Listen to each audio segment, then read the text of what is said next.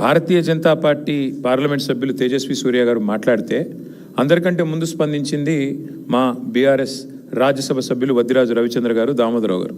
వారిద్దరు కూడా వెంటనే ఖండించడమే కాదు, మరి గట్టిగా వారిని నిలదీశారు. అక్కడే పార్లమెంట్లోనే నిలదీసి అడిగారు.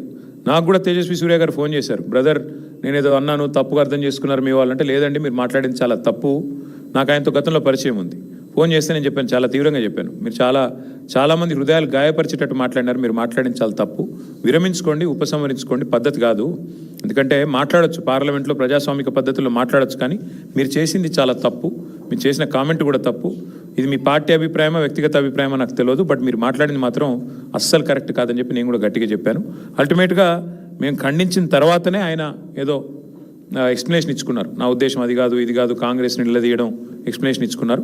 But whatever it is, ఒకటి మాత్రం పక్కా, బీఆర్ఎస్ పార్లమెంట్ సభ్యులు కనుక లోక్సభలో ఉండింటే తేజస్వి సూర్య ఈ పనికిమాలిన మాట మాట్లాడగానే మా వాళ్ళు కస్సుమని లేచేటోళ్ళు, వెంటనే తెలంగాణ ప్రజల తరఫున గట్టిగా మాట్లాడేటోళ్ళు. కానీ ఇవాళ ఉత్సవ విగ్రహాలుగా 8+8 = 0 ఫర్ తెలంగాణ అన్నట్టుగా మారిపోయిన పరిస్థితి గురించి సమావేశంలో చర్చ జరిగింది.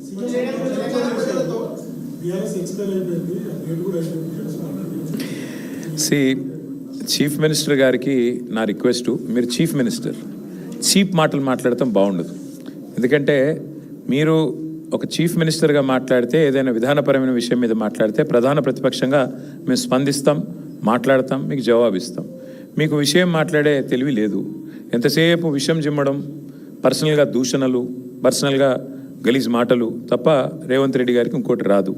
వారిని నేను అడిగేది ఏమంటే ఒకటి, ఇవాళ వాస్తవం ఏమంటే ఎక్స్పైరీ అయిపోయిందని మాట్లాడుతున్నాడు ఆయన. కాంగ్రెస్ పార్టీ చెతికిలబడి ఇప్పటికీ ఎన్నేళ్ళు అయిందండి? 12 ఏళ్ళ 13 ఏళ్ళ అప్పటి నుంచి ఇప్పటివరకు లేవలేకపోతున్నది.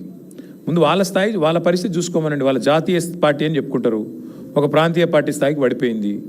వాళ్ళ సంగతి చూసుకోమని రాదు, మా గురించి ఆయనకెందుకు? మా పార్టీ ఏందో, మా పార్టీ ప్రస్థానం ఏందో, మా పార్టీ ఏం చేసిందో, మా పార్టీ ఎట్లా ప్రజా పోరాటాలు చేసి ఓ రాష్ట్రాన్ని ఢిల్లీ మెడలు వంచి సాధించిందో, వాళ్ళ జాతీయ నాయకత్వాన్ని అడిగితే ఢిల్లీని ఎట్లా గడగడలాడించిందో వాళ్ళ జాతీయ నాయకత్వాన్ని అడిగితే వాళ్ళు చెప్తారు.